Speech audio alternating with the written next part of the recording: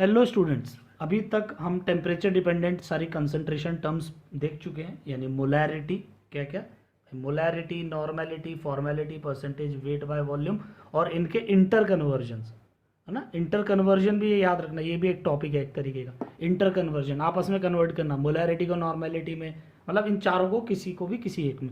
और अगर नहीं आया तो एक इसको देखो मन में, वीडियो पॉज करके 2 मिनट पहले मन में सोचो क्या तुम्हें आता है। अगर मोलैरिटी गिवन है तो क्या बाकी तीनों टर्म निकाल सकते हो, या इनमें से कोई एक टर्म गिवन है बाकी तीनों टर्म निकाल सकते हो।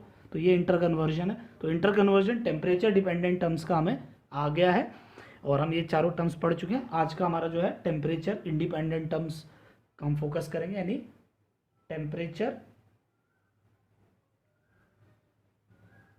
इंडिपेंडेंट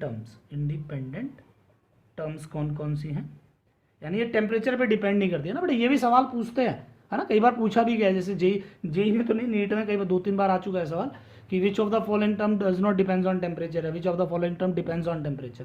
तो थोड़ा सा ध्यान रखना, डायरेक्ट सवाल पूछा जाता है। तो इसमें जो पहली टर्म हम कौन सी देखेंगे, मोलैलिटी, है ना, इट्स मोलैलिटी स्मॉल एम। और मैं बता चुका हूँ ये डेफिनेशंस हैं, तो इनको हमें देखना है इसकी डेफिनेशन क्या है।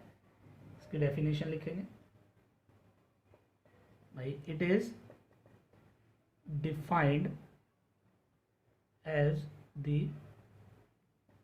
Number of moles of solute present per kg of solvent। बेटा this is the only formula, मैं यहीं पे बता रहा हूं, ये इकलौता ऐसा फॉर्मूला है पूरी कंसंट्रेशन टर्म में जिसमें पर सॉल्वेंट यानी जितने भी फॉर्मूले हैं उसमें ऊपर सॉल्यूट है और नीचे सॉल्यूशन है ना, नीचे सॉल्यूशन है। अब अलग अलग केस में अलग अलग बातें हैं, जैसे मोलैलिटी में मोल of solute by volume of solution है। टेम्परेचर डिपेंडेंट में तो नीचे सब में वॉल्यूम था, और ऐसे ही टेम्परेचर इंडिपेंडेंट में ऊपर सॉल्यूट होगा, नीचे सॉल्यूशन होगा, नीचे मास ऑफ सॉल्यूशन होगा, सिवाय मोलैलिटी के। Molality is the only formula जिसमें क्या है, नंबर ऑफ मोल्स ऊपर सॉल्यूट है और नीचे क्या है, नीचे सॉल्वेंट है। ये इकलौता एक ऐसा फॉर्मूला है, ठीक है।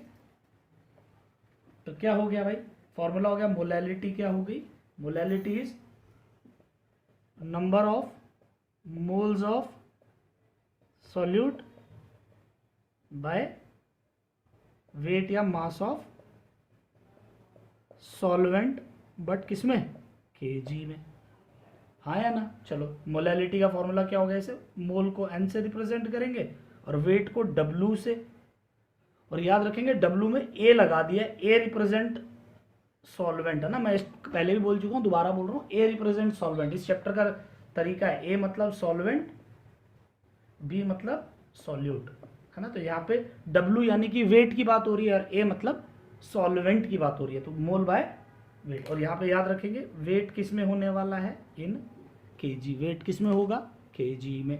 चलो इसी को आगे कंटिन्यू अगर देखें, यानी मोलैलिटी का फॉर्मूला हम पे क्या आ गया था, डब्ल्यू बाय सॉरी मोलैलिटी का फॉर्मूला क्या है, mole by weight of solvent in kg, ठीक है।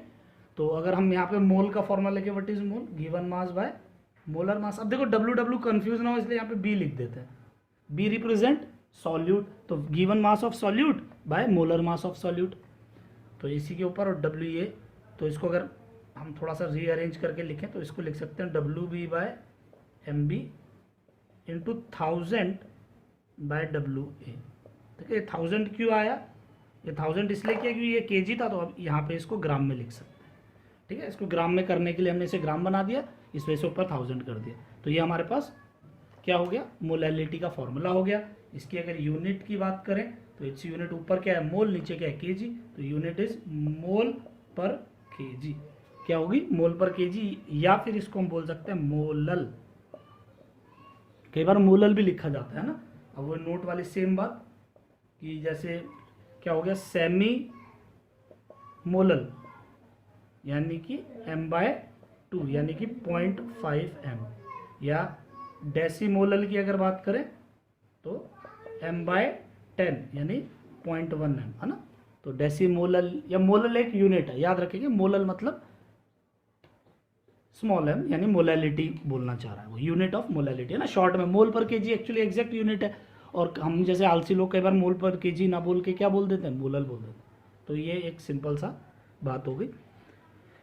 इस चैप्टर में बेटा यही टेम्परेचर इंडिपेंडेंट टर्म्स को ही ज़्यादा पढ़ना है ना। मैं ये बात कल भी कर चुका हूँ, मतलब लास्ट लेक्चर में भी कर चुका हूँ, इसीलिए कंटिन्यू आगे देखते हैं। कुछ क्वेश्चन देखिए। 4 ग्राम NaOH is present in 4 gram NaOH is present in 200 gram of solution, 200 gram of water. Find molality. आसान सा सवाल मैंने दिया अभी। 4 ग्राम NaOH प्रेजेंट है 200 ग्राम के पानी में, फाइंड मोलैलिटी। चलो करते हैं। तो पहले देखो, हमेशा टेम्परेचर इंडिपेंडेंट टर्म में कोशिश करो पहले तुम ये चीज़ लिख दो ना, सॉल्यूट सॉल्वेंट है ना, दोनों अलग अलग पहले लिख दो ताकि तुम्हारे लिए आसानी हो, या सॉल्यूशन, ताकि आसानी हो जाती है करने में। सॉल्यूट क्या है, NaOH है, सॉल्वेंट क्या है, पानी है, और दोनों को मिला के सॉल्व बन गया इनका। NaOH कितना गिवन है हमें, 4 ग्राम। देखो ऐसे लिख लोगे तो सिली मिस्टेक अवॉइड हो जाएंगी। पानी कितना दिया हुआ है, 200 ग्राम, और इन दोनों को मिलाएंगे तो 204 ग्राम का सॉल्यूशन हमारे पास हो गया। पक्का या नहीं। और what is a molar mass of solute, भाई NaOH का मोलर मास 40 होता है ना, सोडियम का 23, ऑक्सीजन 16, हाइड्रोजन 1। चलो तो मोलैलिटी क्या है, WB/MB into 1000/WA, wait of solvent. चलो तो गिवन मास कितना है हम पे, 4, molar mass 40 into 1000, wait of solvent, what is wait of solvent, that is 200। 200 हो गया, डन ना। तो ये इसको, ये 2 0 से 2 0 मर गए, और ये 5, ठीक है, और 4 ये 1/10 यानी 1/2 है ना, ये 1/10 हो गया, और 1/2 यानी कि 0.5 मोल पर केजी, या कि 0.5 मोलल आंसर आ गया। मुझे नहीं लगता इसमें कोई ऐसी टेंशन वाली बात है, बड़ा सीधा सा सवाल मैंने दिया था। एक और देखते हैं, चलो।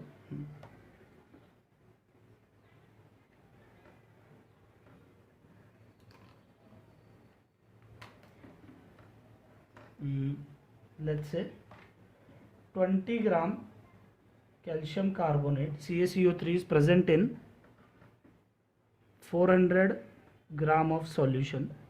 कैलकुलेशन थोड़ी मुश्किल होगी बट देख लेंगे। फाइंड मोलैलिटी, हमें मोलैलिटी निकालनी है। चलो करते हैं भाई। पहले मैं दोबारा बोल रहा हूँ कि पहले हम इसको लिखेंगे तो हमारे लिए आसान हो जाएगा। सॉल्यूट, सॉल्वेंट और सॉल्यूशन, तीनों चीज़ों को अलग अलग लिख लो। सॉल्यूट कितना है 20, सॉल्यूशन गिवन है इस क्वेश्चन में 400, तो सॉल्वेंट कितना हो गया 380 है ना भाई। सॉल्यूट माइनस करेंगे तभी तो सॉल्वेंट बनेगा, तो 380 हो गया। चलो, और मोलर मास क्या होने वाला है, कैल्शियम कार्बोनेट का 100 होता है। चलो, molality given mass by molar mass into 1000 bye weight of solvent, done. चलो तो WB गिवन मास कितना है हमारे पास 20, मोलर मास कितना है 100 इंटू 1000 अपॉन 380, पक्का। ये हो गया 1/5। अब ये सॉल्व कर लेना बेटा ना, मेरे पे कैलकुलेटर लेके तो मैं बैठा नहीं हूँ, बट अप्रॉक्सीमेट अगर मैं निकालूँ तो ये 2.5 आ गया और ये 5 आ गया, 1/2.5 से थोड़ा सा ज़्यादा ले लो तो तकरीबन, मुझे नहीं पता, मैं ऑलमोस्ट बता रहा हूँ 0.55 में ले रहा हूँ, बाकी तुम कैलकुलेट कर लेना ना। मैंने अप्रॉक्सीमेट मेथड से किया है तो तकरीबन मेरा 0.55 आ रहा है। बात समझ में आ गई या नहीं। तो ये मोलैलिटी हम पे आ गई है, तो ये ध्यान रखेंगे। ये इस वाली गलती अगर किसी बच्चे ने की ना बेटा, श्राप दे दूंगा मैं, ध्यान रख लेना ना, कि अगर सॉल्यूशन गिवन है तो वेट सॉल्वेंट का निकालना है। ये एक बहुत बड़ी सिली मिस्टेक है जो बच्चे बहुत कर जाते हैं ना, फटाफट इसको 400 यहाँ वैल्यू डाल दे। 400 नहीं, ये तो सॉल्यूशन दिया है, हमें तो सॉल्वेंट निकालना है, तो सॉल्व माइनस कर लेंगे ना। क्वेश्चन पढ़ते वक्त फोकस करना कि सॉल्वेंट का मास दिया है या सॉल्यूशन का मास दिया है, हाँ या ना, पक्का। चलो एक सवाल और देखते हैं।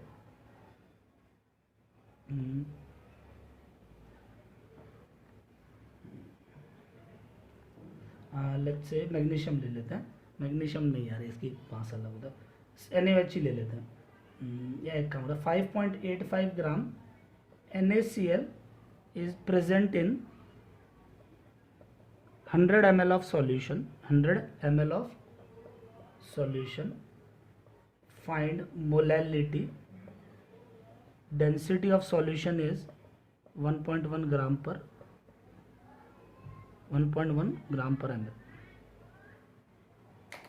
सवाल को अब समझेंगे, है ना. देखो मैंने क्या बोला है तुम्हें, फटाफट लिख लो. सॉल्यूट पहले लिख लो, सॉल्वेंट पहले लिख लो और सॉल्यूशन, ताकि तुम्हारी ये टेम्परेचर डिपेंडेंट इंडिपेंडेंट वाले में करना, ताकि तुम्हारी सिली मिस्टेक अवॉइड हो जाए. सॉल्यूट कितना है, Na, पहले क्या क्या है देख ले. NaOH सॉल्यूट है, NaCl पानी सॉल्वेंट हो गया और दोनों को मिला के सॉल्यूशन हो गया, नमकीन पानी. NaCl कितना है, 5.85 ग्राम. पानी कोई इन्फॉर्मेशन नहीं है. सॉल्यूशन कितना दिया हुआ है, 100 ml दिया है, 100 ml दिया है. तो माइनस नहीं कर सकते ना बेटा, सेम यूनिट होनी चाहिए माइनस करने के लिए. तो मुझे सॉल्वेंट का मास निकालना है. तो सॉल्वेंट के मास के लिए मुझे सॉल्यूशन का मास पता होना चाहिए. तो सॉल्यूशन का क्या गिवन है क्वेश्चन में, वॉल्यूम. तो वॉल्यूम ऑफ सॉल्यूशन हमें दे रखा है 100 ml. क्या हमें पता है डेंसिटी ऑफ सॉल्यूशन क्या है, 1.1. तो क्या मास ऑफ सॉल्यूशन निकाल सकता हूँ मैं. मास को हम W से रिप्रेजेंट कर रहे हैं ना. W ऑफ सॉल्यूशन क्या है, वेट ऑफ सॉल्यूशन क्या हो गया.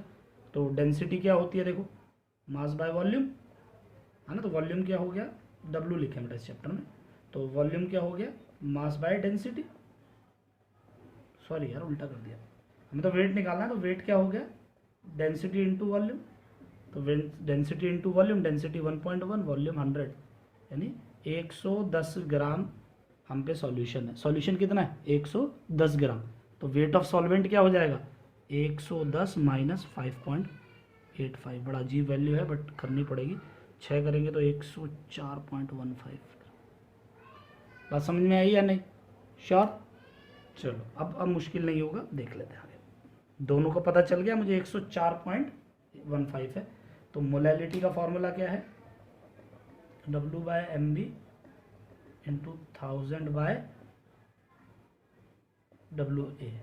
ये है 5.85, मास इज 58.5, है ना. NaCl का मास 58.5 होता है, इंटू 1000 अपॉन आगे क्या वेट, वो कितना था 104.15. अब बेटा इतनी अप्रॉक्सीमेशन मुझे भी नहीं आती, लगाओ सॉल्व करो ना. ये तो मुझे पता चल रहा है 0.1 है, इंटू 1000 अपॉन 104.15, यानी 100 अपॉन 104.15. तकरीबन 1 से कम ही आने वाला है, तो मैं तकरीबन 0.9 लिख दूँ, है ना. बाकी तुम एग्जैक्ट देख लेना, तकरीबन 0.9. क्यों मैं ऐसा इसलिए करता हूँ बेटा, मान ले MCQ है, 4 MCQ में 4 ऑप्शन है, कि मुझे दिख रहा है 100 है, नीचे 104 है, तो 104 तकरीबन 100 के आसपास है, तो आंसर 1 के आसपास ही आएगा.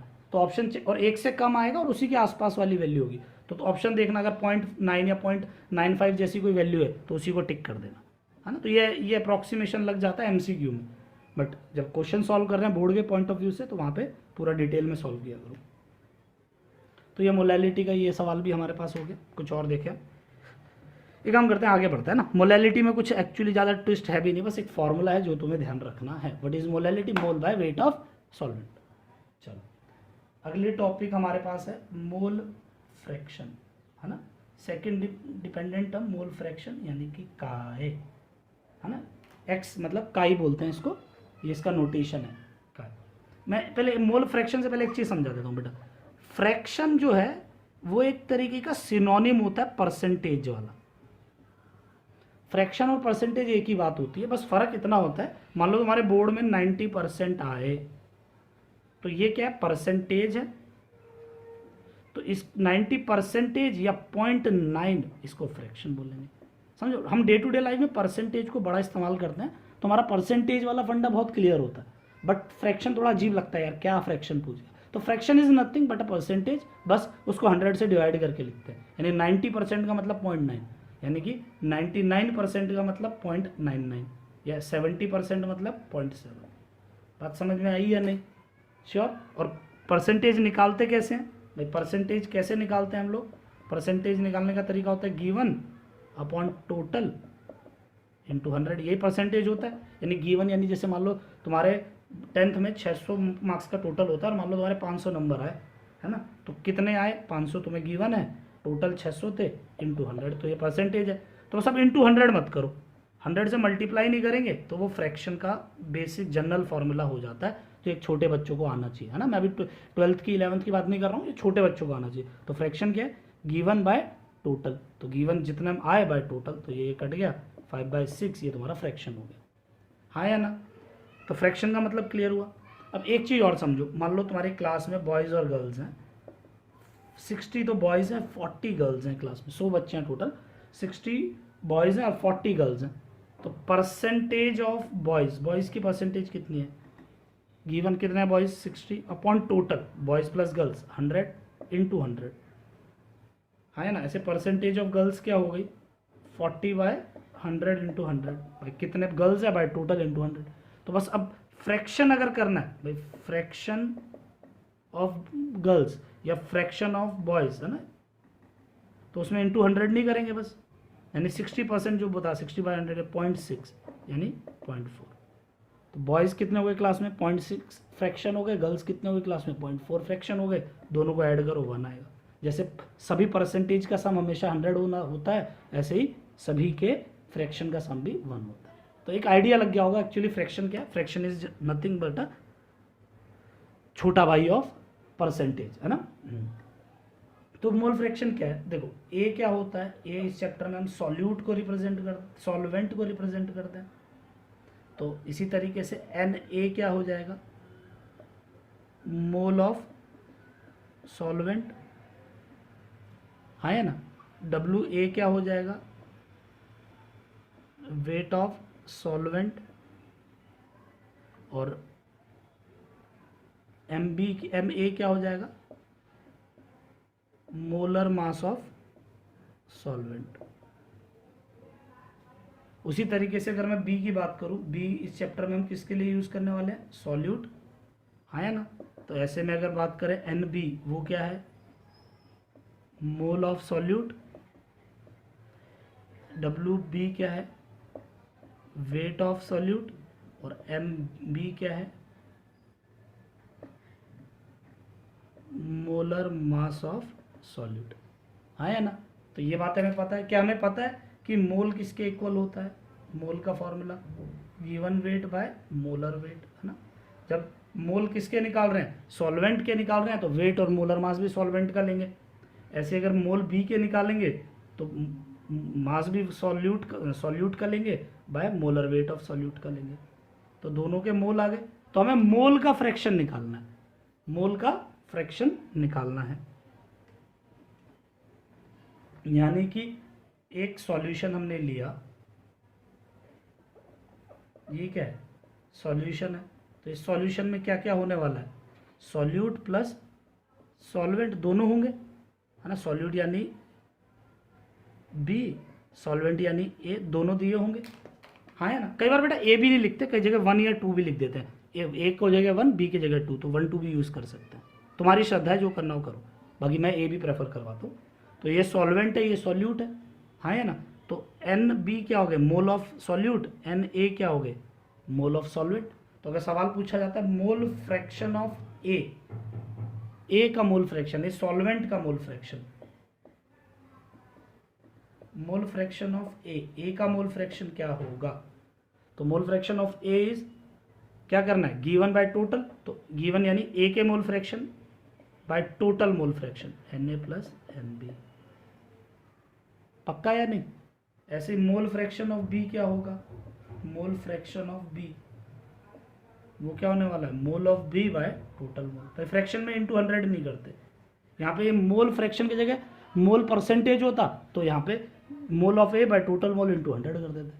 तो इसमें देखो कुछ ऐसा ट्विस्ट नहीं है, मेरे पे इतनी बात है बताने को कि मोल फ्रैक्शन क्या होता है, किसी एक का mole by total mole, mole fraction B का मतलब एक का मोल बाय टोटल मोल, ठीक है। और ये ऐसा नहीं है कि पहली बार पढ़ रहे हो, 11th में भी आता है, स्टेटसोमेटर में डेल्टन्स लॉ या ग्राम्स लॉ जब पढ़ा होगा तो इसकी काफ़ी यूज़ में आती है बात, है ना। चलो, और एक इसी के साथ नीचे एक नोट डाल लेना कि मोल फ्रैक्शन का सम, ए का मोल या बी का मोल फ्रैक्शन, दोनों का सम हमेशा 1 होता है, पक्का। बेटा हम जो सॉल्यूशन पढ़ रहे हैं वो बाइनरी है, यानी एक सॉल्यूट होगा और एक सॉल्वेंट होगा, इसलिए मैंने 2 ही लिए। अगर मान लो सॉल्यूशन में 3 है, सिकंजी बना रहे हैं, नमक भी डाल रहे हैं, चीनी भी डाल रहे हैं, सब कुछ डाल रहे हैं, तो सबका मोल फ्रैक्शन हम निकाल सकते हैं। तो मान लो इफ़ मोर देन 1 प्रेजेंट हो तो A प्लस बी प्लस सी जितने भी होंगे सबका सम इक्वल्स टू 1 हो, अगर एक से ज़्यादा है। बट हमारे कोर्स में तो 2 ही हैं, इसलिए हम 2 का याद रखेंगे, बट अगर ज़्यादा हो तो सबका मोल फ्रैक्शन इक्वल्स टू 1 हो जाएगा। तो ये मोल फ्रैक्शन की एक बेसिक बात है। पक्का सबको समझ आ गया ये, है ना? इस पर कुछ सवाल देखें। चलो 4 ग्राम NaOH is present in 4 नहीं 40 लेते हैं ना, present in 172 gram of water, find mole fraction of NaOH and H2, दोनों के मोल फ्रैक्शन निकालना है। सवाल देख लो, 40 ग्राम NaOH प्रेजेंट है, 172 ग्राम पानी में, मोल फ्रैक्शन निकालना है NaOH का भी और H2O का भी। चलो देखते हैं सवाल, है ना? मैंने बोला है जब भी मास वाली टर्म हो, मतलब टेम्परेचर इंडिपेंडेंट हो, तो पहले तो हम डिफाइन करेंगे सॉल्यूट क्या है, सॉल्वेंट और सॉल्यूशन, तीनों बातें अलग अलग लिख लो ताकि हमारी विजन और क्लियर हो जाए। तो सॉल्यूट कितना है बताओ?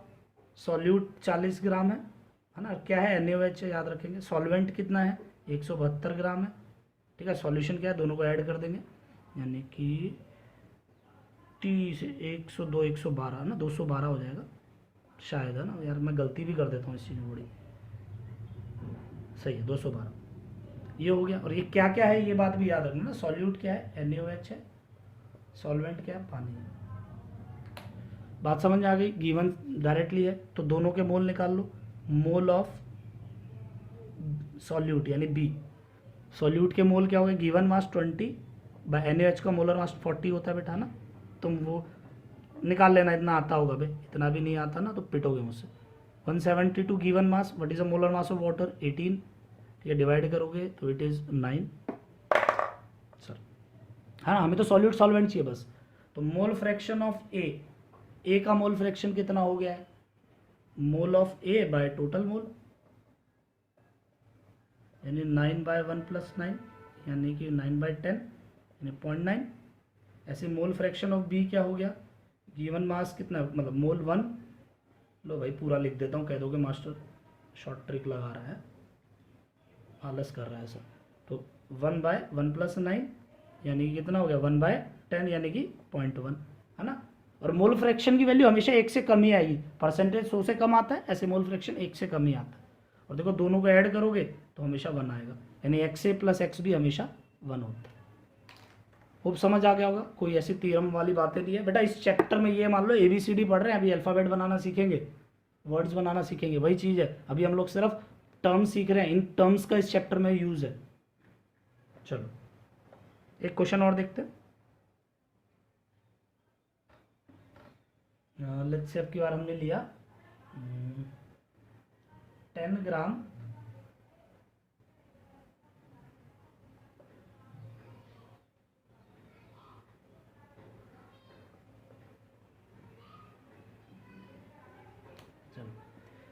कितना लिया? 10 ग्राम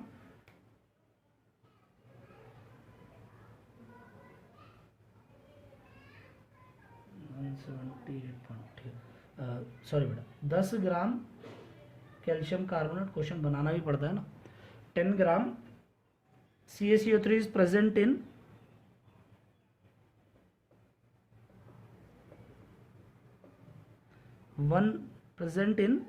188.2 gram of solution, find mole fraction of, दोनों के मोल फ्रैक्शन निकालने हैं बेटा। मोल फ्रैक्शन ऑफ सॉल्यूशन ये एक बिल्कुल गलत है ना, ये बिल्कुल बेसलेस सवाल है, इसका कोई मतलब ही नहीं है। मोल फ्रैक्शन पानी का होगा, गर्ल्स का होगा, परसेंटेज बॉयज़ का परसेंटेज होगा, परसेंटेज ऑफ क्लास तो फालतू बात है, कोई मतलब ही नहीं है ना। तो इसी तरीके से कैल्शियम सॉल्यूट का मोल फ्रैक्शन होता है, सॉल्वेंट का, सॉल्यूशन का मोल फ्रैक्शन नहीं होता। सॉल्यूट हो गया, सॉल्वेंट हो गया, ऐसे सॉल्यूशन हो गया। चलो फटाफट देखते हैं। सॉल्यूट क्या है? Calcium carbonate. सॉल्वेंट क्या है? पानी है। सॉल्यूशन तो दोनों का सॉल्व होगा ही होगा। इनके मोलर मास भी लिख लो, इसका मोलर मास 100, इसका मोलर मास 18 है, ठीक है। चलो तो जब ये है तो सॉल्यूट कितना गिवन है? 10 ग्राम। सॉल्वेंट नहीं बेटा, सॉल्यूशन गिवन है 188.2 ग्राम, ठीक है, दोनों को माइनस करेंगे नहीं 178.2 ग्राम हमारे पास क्या है, सॉल्वेंट आ गया है। चलो अब दोनों के मोल निकाल लें। तो मोल of be given mass 10 by molar mass 100.1, mole of solvent क्या हो गया, गिवन मास 178.2 बाय पानी का 18, है ना बेटा। इसको सॉल्व करेंगे तो ये 9.9 आएगा। तो मोल फ्रैक्शन ऑफ ए मैं डायरेक्ट लिख रहा हूँ, मोल ऑफ ए बी यार, चलो कर ही देते हैं। तो बी के मोल कितने हैं, 0.1 अपॉन 0.1 प्लस 9.9 यानी 0.1 बाय 10 यानी 0.01। ऐसे मोल फ्रैक्शन ऑफ सॉल्यूट, नहीं यार मैंने गलत लिख दिया, ये बी है ना और ये ए है।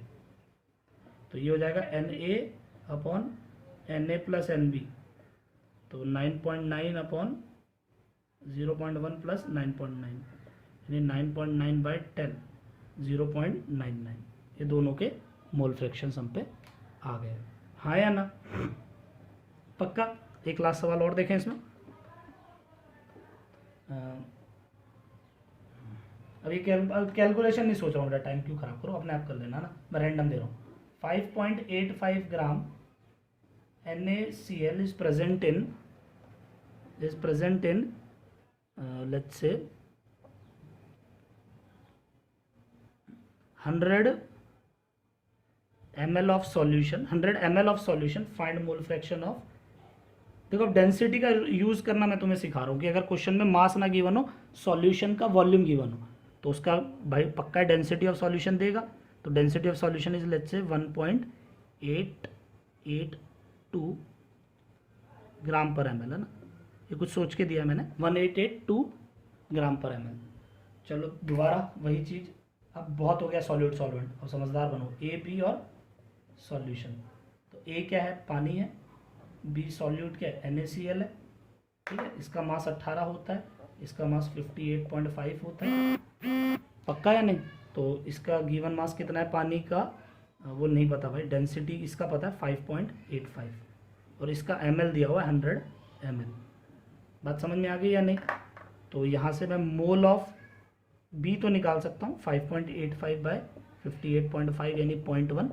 अब मुझे इसका वॉल्यूम गिवन है ना। तो सॉल्वेंट के बारे में अगर आप बात करें तो सॉल्वेंट का वॉल्यूम गिवन है, वॉल्यूम ऑफ, सॉरी ये तो 100 गिवन, इसका तो कुछ भी गिवन नहीं है भाइयों, हमें तो सॉल्यूशन के बारे में गिवन है, वो कितना है 100 ml गिवन है, हाँ या ना। चलो करते हैं। तो सॉल्यूशन के बारे में हमें क्या गिवन है, वॉल्यूम ऑफ सॉल्यूशन गिवन है 100 ml, और क्या हो गया भाई, मास ऑफ सॉल्यूशन हमें निकालना है, क्योंकि मास सॉल्यूशन का पता चल गया तो माइनस करके सॉल्वेंट का आ जाएगा। और डेंसिटी हमें गिवन है, डेंसिटी ऑफ सॉल्यूशन कितनी है 1.882 ग्राम पर ml, ठीक है। तो वेट का फॉर्मूला क्या हो जाएगा, डेंसिटी इंटू वॉल्यूम, डेंसिटी कितनी है 1.882 इंटू 100 यानी 188.2 ग्राम, ये वेट ऑफ सॉल्यूशन हम पे आ गया है ना बेटा। ये लिख लिया, अब इसके आगे नीचे लिख लेना ना। तो वेट ऑफ सॉल्यूशन हम पे आ चुका है। तो वेट ऑफ सॉल्यूशन अगर आ गया तो वेट ऑफ सॉल्वेंट अब हम निकाल लेंगे। वो कैसे निकलेगा, weight of solution minus weight of solute, solute को माइनस कर देंगे, ये 188.2 माइनस, ओहो कैलकुलेशन हो गई प्रचंड, चलो 5.85, मुझसे थोड़ी मिस्टेक होगी बट ठीक है यार। अब इसको माइनस कर लेना, ये वेट आ गया तुम पे, हाँ लेट्स से ये एक्स आ गया, तो खुद सॉल्व कर लेना इसको। तो यहाँ से मोल फ्रैक्शन ऑफ ए निकाल लेंगे, एक्स अपॉन 18, ये मोल फ्रैक्शन किसका आ गया, ए का आ गया, एक्स अपॉन 18। तो Na आ चुका है, Nb आ चुका है, दोनों का मोल फ्रैक्शन निकाल लो, ठीक है। और मुझे नोट्स कंप्लीट कर लेना बेटा ना, मैं यहाँ पे टाइम नहीं लगा रहा हूँ। उम्मीद करता हूँ सबको ये पार्ट समझ आ गया होगा। चलो आगे बढ़े। अगला हमने क्या देखा है, देखो हम एक नोट डाल के लिखते हैं। इंटर कन्वर्जन भी तो साथ के साथ सीखना है ना बेटा। तो हमने मोलैलिटी आ गया है और मोल फ्रैक्शन हम सीख चुके हैं। तो अब मैं तुम्हें एक ट्रिक देने वाला हूँ कि कैसे इसको करना है ना। अगर किसी क्वेश्चन में मोलैलिटी गिवन है तो मोल फ्रैक्शन कैसे निकालेंगे, या मोल फ्रैक्शन गिवन है तो मोलैलिटी कैसे निकालेंगे, ठीक है। तो इसका एक फॉर्मूला देखना, directly mole fraction of solute का फॉर्मूला बता रहा हूँ, क्या है m upon m plus 55.55।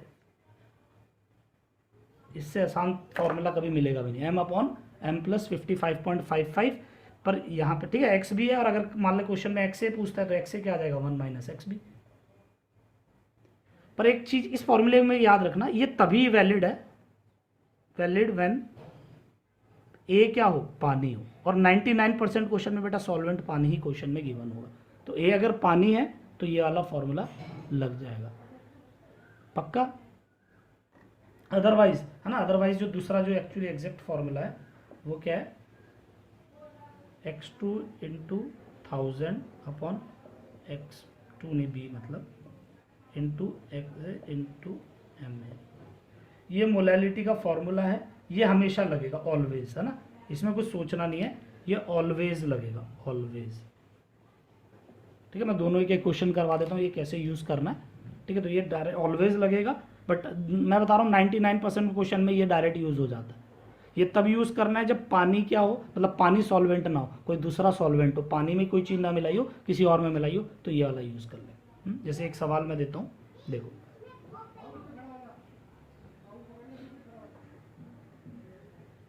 1 molal aqueous solution of methyl alcohol is present. Find mole fraction of methyl alcohol. फिर मिथाइल अल्कोहल का मोल फ्रैक्शन निकालना है। ठीक है, ये वाला जो सवाल है ना बेटा, सेम क्वेश्चन ये 2 बार जेई में आ चुका है, 1 बार नीट में आ चुका है, सेम क्वेश्चन रिपीट हो चुका है, याद रखेंगे। 2 बार जेई में, 1 बार नीट में, सेम क्वेश्चन रिपीट हो चुका है। कैसे करना है, तो मैंने हमेशा बताया क्या करना है, जब भी टेम्परेचर इंडिपेंडेंट हो, सॉल्यूट, सॉल्वेंट, सॉल्यूट, सॉल्वेंट और सॉल्यूशन। तो सॉल्यूट यहाँ पे क्या है, मिथाइल अल्कोहल है, सॉल्वेंट पानी है, सॉल्यूशन का तो दोनों का मिक्सचर होने वाला है। ठीक है, अब देखो यहाँ पे इनके मासेस वासेस कुछ गिवन नहीं है, ये इंटर कन्वर्जन का क्वेश्चन है, यानी क्वेश्चन में मोलैलिटी गिवन है 1 और मोल फ्रैक्शन पूछा है बी का, यानी सॉल्यूट का पूछा है, और सॉल्वेंट क्या है, पानी है। जब पानी सॉल्वेंट है तो मैंने कितना आसान तरीका तुम्हें बताया कि एक्स भी निकालने का सीधा तरीका है m अपॉन m प्लस 55.55। तो डायरेक्टली m पे आ गया, m कितना है 1 अपॉन 1 प्लस 55.55 यानी 1 अपॉन 56.55। कैलकुलेटर लगाओ, वैसे जेई में कैलकुलेटर नहीं है तो एक रफ कैलकुलेशन से तुम ऑप्शन पे पहुंच जाओगे। तो ये डायरेक्टली सवाल जेई में, नीट में बहुत बार आ चुका है। देखो एक चीज़ और समझ लो, जब कॉम्पिटिटिव में या किसी एमसीक्यूज में इस तरह की कैलकुलेशन आती है ना, तो वो तुमसे एक्सपेक्ट करता है कि तुम इसमें थोड़ा रफ कैलकुलेशन लगाओ। जैसे कि मान लो ये 56.55 है तो तुम क्या करो 1/50 ले लो, है ना, अप्रॉक्सीमेट। तो 1/50 से कितना आंसर आ जाएगा, 0.02 आएगा, है ना। तो ये जल्दी कर लोगे, तो 1/50 कितना 0.02, और नीचे क्या है 56, तो नीचे 50 से ज़्यादा है तो आंसर ये क्या आएगा 0.02 से कम आने वाला है। तुम्हारा जो आंसर है that should be less than 0.02, इससे कम आएगा। और ऑप्शन में एक ही ऑप्शन ऐसा होगा जिसमें आंसर 0.02 से कम हो। ठीक है, तो ये हमेशा बहुत ही आसान तरीका होता है। जहाँ तक मुझे याद है इसका आंसर कुछ ऐसा आता है 0.0172 ऐसे कुछ अप्रॉक्सीमेट आता है ना। तो खूब सबको ये चीज़ समझ आ गई होगी। तो ये एक ऐसा तरीका है, हाँ या ना, इसमें कोई डाउट है किसी को, पक्का। अब देखो एक लंबे वाला जो मैंने दूसरा फॉर्मूला लगाया था इसी क्वेश्चन में बता देता हूँ। ठीक है, ये अल्टरनेटिव मेथड क्या है। अल्टरनेटिव मैंने एक फॉर्मूला क्या लिखवाया था कि मोलैलिटी किसके इक्वल है, X B into 1000 upon X A into M A, ये था। अब एम क्या है, ए क्या है, यहाँ पे पानी है, सॉल्वेंट तो पानी है, तो मास ऑफ ए क्या होने वाला है 18। चलो कर लेते हैं। मोलैलिटी क्वेश्चन में गिवन है 1, मोल फ्रैक्शन ऑफ बी निकालना है into 1000 upon mole fraction of A क्या हो जाएगा 1 माइनस एक्स बी लिख सकता हूँ मैं, पक्का, इंटू 18। तो इधर ले जाए 1 minus X B upon X B, है ना, ये इधर ले गया इक्वल्स टू 1000/18, हाँ या ना, और क्रॉस मल्टीप्लाई कर दूँ तो 18 minus 18 X A equals to 1000 X B, पक्का ये इधर चला गया, 18 equals to 1000 X B, sorry सारे बी हैं, ए तो कहीं है ही नहीं, प्लस 18 एक्स बी। तो एक्स बी कितना आ गया 18 अपॉन 1018, 18 अपॉन 1018। तुम सॉल्व करोगे तकरीबन तुम्हारा आंसर वही आने वाला है ना। ये तकरीबन 0.017 के आसपास आंसर आएगा, है ना। तो ये तो कब है जब यहाँ पे तुम्हें मास लेना पड़ा 18, बाकी मैं बता चुका हूँ पानी हो तो वही लगाओ, इसके अलावा कुछ हो तो ये वाला फॉर्मूला लगेगा। कभी गलती मत करना। जैसे मैं एक क्वेश्चन दे देता हूँ ना, ये इंटर कन्वर्जन का था। जैसे मान लेते हैं, ऐसे समझते हैं कि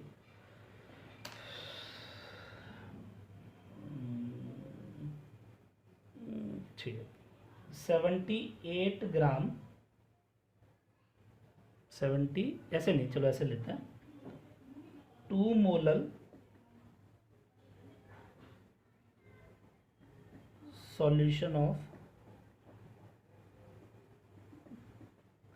benzene in toluene is present,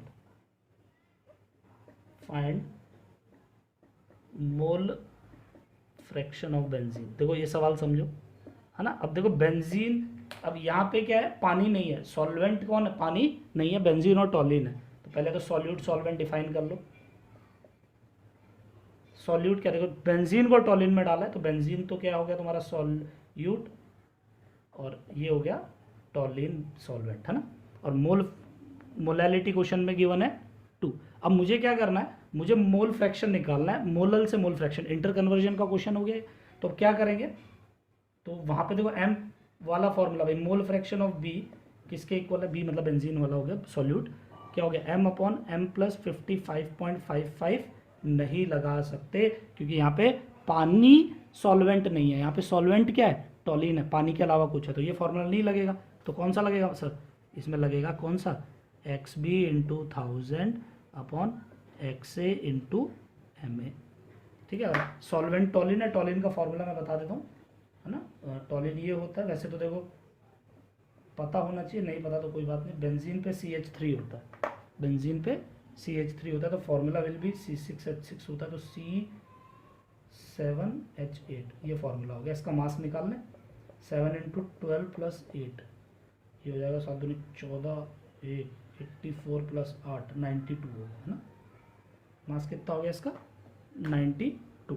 चलो अब मोलैलिटी कितनी है, देखो मोलैलिटी क्वेश्चन में गिवन है 2, मोल फ्रैक्शन ऑफ बी हमें निकालना है, मोल फ्रैक्शन ऑफ ए क्या होने वाला है, वो 1 माइनस एक्स बी होता है इंटू 1000 अपॉन 92। बात समझ में आई है नहीं, तो ये थोड़ा इधर उधर ले जाएं, तो इट विल बी 2 नीचे ले आते हैं इधर, 1 minus X B upon X B equals to 1000 upon 2 into 92। आया ना, चलो सॉल्व कर देता हूँ मैं आगे से। तो 1 minus X B upon X B equals to 1000 upon 2 4 184, cross multiply किया, 184 minus 184 X B equals to 1000 X B, 184 equals to 1000 X B plus 184 X B. तो मोल फ्रैक्शन ऑफ बी क्या आ गया 184 अपॉन 1184। ये मोल फ्रैक्शन तुम पे किसका आ गया, अभी सॉल्व कर लेना बेटा जो भी आया ना, इतनी तगड़ा मास्टर नहीं है तुम्हारा, तो इतना समझ सकते हो कैसे करना है। एक्स बी एम पे यहाँ पे मोल फ्रैक्शन आ गया। तो ये दोनों के तरीके मैंने तुम्हें सिखा दिए कि अगर किसी एक का गिवन है तो दूसरे का हम फटाफट निकाल सकते हैं। इंटर कन्वर्जन, मोलैलिटी और मोल फ्रैक्शन का भी तुम्हें आ गया है, हाँ या ना। चलो ये हो गया। नेक्स्ट टर्म देखते हैं, third term, percentage weight by wait. तो परसेंटेज वेट बाय वेट क्या है, देखो वही सेम, वेट बाय वॉल्यूम क्या था, पहले वेट बाय वॉल्यूम का देखो, वेट ऑफ सॉल्यूट, ऊपर सॉल्यूट था, नीचे क्या था, वॉल्यूम ऑफ सॉल्यूशन इनटू 100, यही था। अब यहाँ पे W बाय डब्ल्यू है, W बाय डब्ल्यू को बाय वेट भी बोला जाता है ना। अगर क्वेश्चन में कभी लिख दे 20% बाय वेट तो इसका मतलब यही है।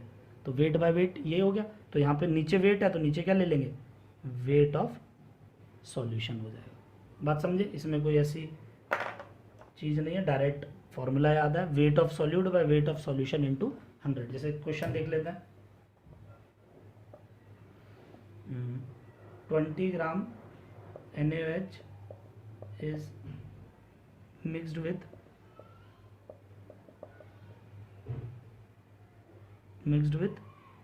100 gram of water. Find percentage weight by wait. तो देखो एक चीज़ समझो, अब वेट बाय वेट आ गया तो मैं एक चीज़ हमेशा कह रहा हूँ, जब भी वेट बाय वेट है यानी टेम्परेचर इंडिपेंडेंट है तो सॉल्यूट सॉल्वेंट अलग डिफाइन कर लो, क्योंकि हमेशा गलती होती है इसमें, और सॉल्यूशन डिफाइन कर लो। सॉल्यूट क्या है NaOH, सॉल्वेंट क्या है हम पे पानी, और सॉल्यूशन तो दोनों का मिक्सचर हो ही गया है ना। सॉल्यूट कितना गिवन है 20 ग्राम, पानी कितना गिवन है 100 ग्राम, तो सॉल्यूशन कितना हो गया दोनों का ऐड 120 ग्राम। ये सारी बातें हमें आ गई। अब डायरेक्टली चलो इसी को कर लेते हैं, तो ऊपर ही कर रहा हूँ इसके नीचे ना, परसेंटेज वेट बाय वेट का फॉर्मूला क्या हो गया, percentage weight by wait, wait of solute 20 bye weight of solution 120। Solution, ये मिस्टेक मत कर देना ना, जल्दबाजी नहीं करनी है, इनमें अलग डिफाइन करके फिर फॉर्मूला लिख के करना है। चाहो तो पहले डिफाइन कर लो फिर पूरा फॉर्मूला लिखो ताकि गलती ना हो। क्या होगा, wait of solute bye weight of solution into 100। बेटा पता है क्या होता है बच्चों में, एक ये बड़ी एक तकलीफ होती है, वो लोग क्या करते हैं, सर हमें आ गया, हम जल्दी जल्दी करते हैं। वो जल्दी जल्दी में क्या गड़बड़ होती है, तुम्हें क्या करना है स्टार्टिंग में, देखो आज टाइम हो गया, आज हमारा कंसंट्रेशन टर्म ऑलमोस्ट खत्म हो गया, तो आज शीट तुम्हें भेजूंगा मैं, है ना। ये लेक्चर जब भी तुम लोग देख रहे होगे उसी दिन तुम्हें शीट मिलेगी, तो जिस दिन तुम्हें इसकी शीट मिलेगी अब उसके तुम क्वेश्चन करो, और जब तुम एक बार क्वेश्चन करोगे ना स्टार्टिंग में, तो कोशिश करो पूरा फॉर्मूला लिख के तुम सॉल्व करो। जब फॉर्मूला लिख के सॉल्व करोगे यानी सिली मिस्टेक्स तुम्हें अवॉइड करना आ गया। जब वो आ जाएगा उसके बाद डायरेक्ट करना। डे 1 से भाई सचिन तेंदुलकर भी थोड़ी पहले दिन जाके सेंचुरी मार देगा, है ना। डे 1 पहले हाथ में बल्ला लिया और ले लगा दी सेंचुरी, है ना। बेटा सीखना पड़ता है, तो वो प्रैक्टिस करो, उसके बाद डायरेक्ट करना है। तो wait by wait, wait of solute कितना है 20, वेट ऑफ सॉल्यूशन 120 इंटू 100, तो ये तकरीबन 1/6 100/6 आ गया, यानी 50/3, यानी तकरीबन 16.67% आ गया। क्या मेरी बात समझ में आ गई या नहीं। तो वेट बाय वेट बड़ा इजी है। कई बार उल्टा सवाल भी अगर पूछा जाए, ये तो समझ आ गया सबको, मैं एक चीज़ और बता देता हूँ। पता है एक नोट डाल के बात याद रखना, अगर क्वेश्चन में कभी कुछ गिवन है, मैं एक एग्जांपल के तौर पे, ये नोट में एग्जांपल लिखना है। मान लो कहीं पे लिखा है 20% wait by weight of NaOH aqueous solution, कहीं पे अगर ऐसा लिखा है तो इससे तुम्हें क्या इन्फॉर्मेशन मिलेगी, देखेंगे यहाँ से तुम्हें इन्फॉर्मेशन क्या मिलने वाली है ना। इससे इन्फॉर्मेशन तुम क्या निकालोगे कि 20% वेट बाय वेट का मतलब है 20 ग्राम NaOH यानी कि सॉल्यूट बाय और 100 ग्राम क्या लिखोगे सॉल्यूशन, यानी कि सॉल्वेंट कितना हो गया 80 ग्राम सॉल्वेंट तुम पे डायरेक्टली आ गया। क्या मेरी बात समझ में आ गई या नहीं आई, श्योर पक्का। तो ये एक डायरेक्ट इन्फॉर्मेशन इससे मिलती है। अब मैं क्वेश्चन बताता हूँ ये कैसे करना है। देखो इसी क्वेश्चन को ले लेते, सेम ही क्वेश्चन है। 20% wait by wait NaOH aqueous solution is present, ठीक है। फाइंड करो, निकालो, मोलैलिटी भी निकालो और मोल फ्रैक्शन ऑफ NaOH भी निकालो, यानी सॉल्यूट के मोल फ्रैक्शन निकालो, हाँ या ना। तो देखो इसको क्या करना है, मैं इसमें शॉर्ट ट्रिक इसलिए नहीं दे रहा हूँ रिलेशन, क्योंकि वो और लंबा हो जाता है, तो हम इसको आसान से ही करने वाले हैं। तो 20% वेट बाय वेट का मतलब क्या है 20 ग्राम NaOH, इससे क्या इन्फॉर्मेशन निकली 100 ग्राम क्या है सॉल्यूशन है, तो 80 ग्राम क्या है, दोनों को माइनस करेंगे तो सॉल्वेंट आ गया। सॉल्वेंट है क्या पानी है। इस परसेंटेज से ये इन्फॉर्मेशन हमारे पास निकल के सामने आ गई है, हाँ या ना। जब ये इन्फॉर्मेशन आ गई है तो हमें क्या करना है, इसके बाद मोलैलिटी निकालनी है। मोलैलिटी का फॉर्मूला क्या है WB/MB इंटू 1000/MA, WA लिखते हैं ना, वेट को W लिखते हैं अपन। गिवन मास क्या है 20, मोलर मास ऑफ NaOH 40 है ना, NaOH का मास 40 होता है, into 1000 upon weight of WA, WA यानी वेट ऑफ WA क्या है, वेट ऑफ सॉल्वेंट, राइट। तो WA वेट ऑफ सॉल्वेंट कितना है 80, तो ये हो गया 80, 1/2 ये आ जाएगा 50/8 है ना, तकरीबन 50/8 आ रहा है, मुझे दिख रहा है 0 0, ये हो गया 1/2 आ गया, सही है ना, और ये 0 0 हो गया और ये 50, हाँ 50/8 सही लिखा मैंने, 50/8 ये 25/4 है ना, तो 12.5 6.25 मोलल, ये तुम पे मोलल आ गया। बात समझ में आ गई या नहीं, श्योर। यानी इसमें मोलैलिटी कितनी आई तुम पे 6.25 मोलैलिटी आ गई है, मोल पर लीटर। बेटा मोल पर केजी लिखो या मोलल लिखने की आदत डालो, यूनिट हमेशा लिखनी है। अब अगला क्या निकालना है, मोल फ्रैक्शन ऑफ NaOH। तो मैंने पानी है तो डायरेक्ट लिखेंगे क्या, m/m + 55.55 यानी 6.25/6.25 + 55.55, और कैलकुलेटर है तुम पे फटाफट लिख लो, ये आंसर आ गया। हाँ या ना, डन, श्योर। कोई डाउट है तो इसमें बोलो।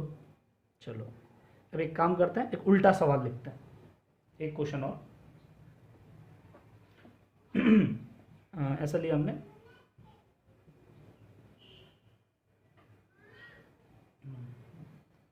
One molal NaOH aqueous solution है हम पे, 1 मोलल NaOH एक्वस सॉल्यूशन है, ठीक है, NaOH ही ले लेते हैं, ये कैल्शियम कार्बोनेट ले लो, चलो CaCO3 एक्वस सॉल्यूशन है, find percentage weight by wait और मोल फ्रैक्शन ऑफ B, यानी तो ये उल्टा हो गया ना, मोलैलिटी गिवन है, बाकी दो चीज़ें पूछ रहा है। चलो करते हैं। तो जब मोल फ्रैक्शन गिवन है तो XB तो निकल ही जाता है, कैसे भाई, XB तो डायरेक्टली क्या है 1 अपॉन मतलब m/m + 55.55, तो XB क्या हो गया 1/1 + 55.55, तो XB क्या हो गया 1/56.55, XB कितना आ गया 0.017 में ले रहा हूँ, ठीक है, मैंने बताया था पिछले क्वेश्चन में भी कि ये 0.017 आ गया, तो XB हम पे आ गया। अब XB आ गया, परसेंटेज वेट बाय वेट निकालना, ये ध्यान रखना बेटा ना, ये सीखो कैसे परसेंटेज वेट बाय वेट निकालते हैं। तो वेट बाय वेट कैसे निकालते हैं देखेंगे। क्वेश्चन में मोलैलिटी कितनी गिवन है, 1 मोलल है, तो 1 मोलल में मतलब क्या हो गया 1 मोल प्रेजेंट, ये हमेशा ऐसे ही होगा, इन 1 kg सॉल्वेंट। देखो क्या बोलना चाह रहा है कि 1 मोल का जो सॉल्यूट है वो किस में प्रेजेंट है, 1 किलो के सॉल्वेंट में प्रेजेंट है, ये मोलैलिटी की डेफिनेशन से हमें पता चल रहा है। तो 1 mole present in 1 kg of solvent, तो 1 मोल किसके हैं, कैल्शियम कार्बोनेट के। क्या हमें मोल का फॉर्मूला पता है, given mass by molar mass. अगर मोल 1 है, वेट कितना होगा, मास तो 100 होता ही है, तो यहाँ से वेट 100 आ गया, यानी मैं कह सकता हूँ 100 ग्राम सॉल्यूट प्रेजेंट है 1000 ग्राम सॉल्वेंट में। बेटा ये आना चाहिए, सीखो, 100 ग्राम सॉल्यूट 1000 ग्राम सॉल्वेंट में प्रेजेंट है, तो मैं क्या कह सकता हूँ कि 100 ग्राम सॉल्यूट, क्या मैं बोल सकता हूँ 1100 ग्राम सॉल्वेंट में सॉल्वेंट था ना, सॉल्यूशन, वैसे तो हमें सॉल्वेंट नहीं सॉल्यूशन चाहिए, तो ये सॉल्यूशन में प्रेजेंट है। हाँ या ना, पक्का या नहीं, नहीं आया तो पॉज करो, जो नोट्स बना रहे हो उसको ध्यान से देखो, दोबारा 2-3 बार देखो, समझ आएगा ये। हाँ या ना, चलो। तो एक्चुअली क्या मोलल वाले से जब मोलैलिटी हो उससे ये इन्फॉर्मेशन निकलती है, वेट बाय वेट से क्या इन्फॉर्मेशन निकलती है, समझ आ गए। ऐसे मोल, एक काम करो, वो जो नोट हमने लिखा है ना वेट बाय वेट की इन्फॉर्मेशन, ऐसे मोल भी लिख के उसकी इन्फॉर्मेशन भी लिखो, ताकि तुम्हें समझ आएगी मोलल से क्या इन्फॉर्मेशन मिलती है। तो ये इन्फॉर्मेशन हमें मोलल से मिल गई। अब हमें क्या निकालना है, परसेंटेज वेट बाय वेट, तो wait of solute bye weight of solution into 100, पक्का। तो वेट ऑफ सॉल्यूट कितना है, वेट ऑफ सॉल्यूट कितना है 100, वेट ऑफ सॉल्यूशन 1100 इंटू 100, तो 0 0 कट गया, तो 100/11 तकरीबन मेरे हिसाब से शायद 9.9 के आसपास कुछ वैल्यू आएगी, वो देख लेना ना। तो ये तुम पे इतना परसेंटेज आ गया। उम्मीद करता हूँ सबको ये समझ आ गया होगा। एक काम करो, एक टेबल दे रहा हूँ, ये कंप्लीट करना। टेबल है, इसको कंप्लीट करो।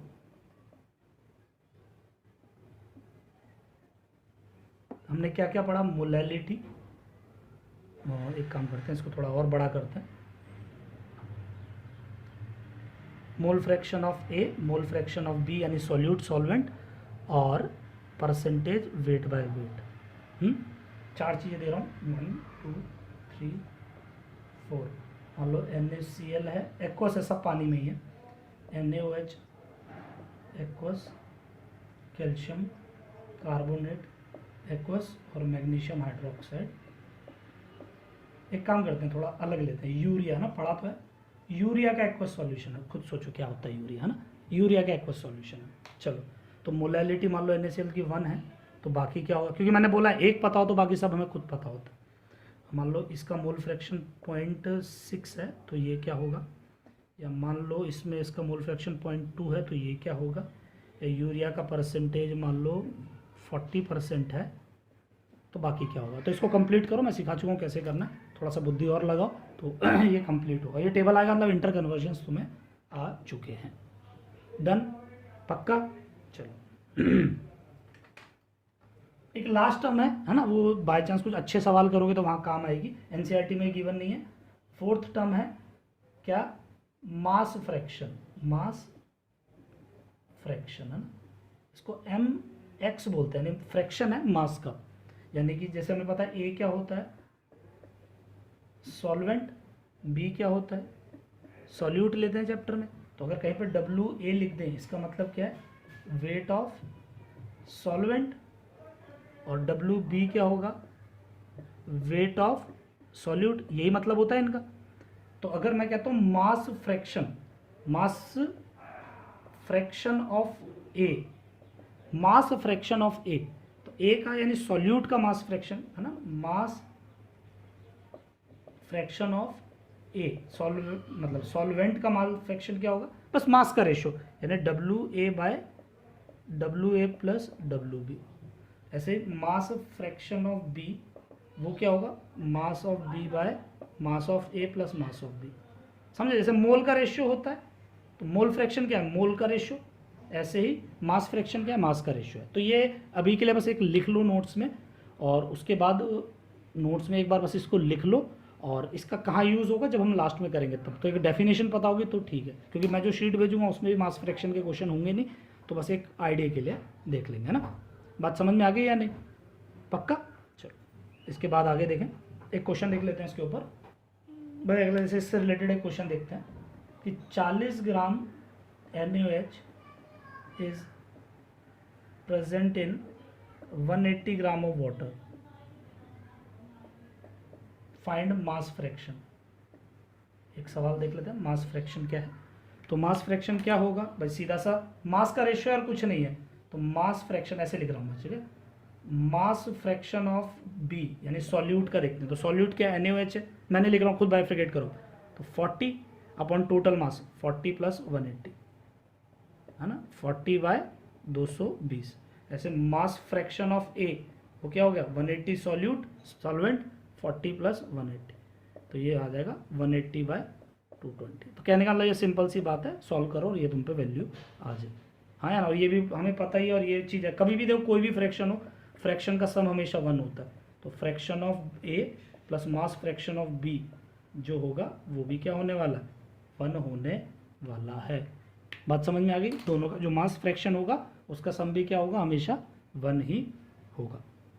चलो ये हुआ। अब एक दो बातें और ख़त्म करते हैं आज का लेक्चर ना, ज़्यादा लंबा नहीं करना है। एक यूनिट का टेबल है, कंप्लीट करेंगे।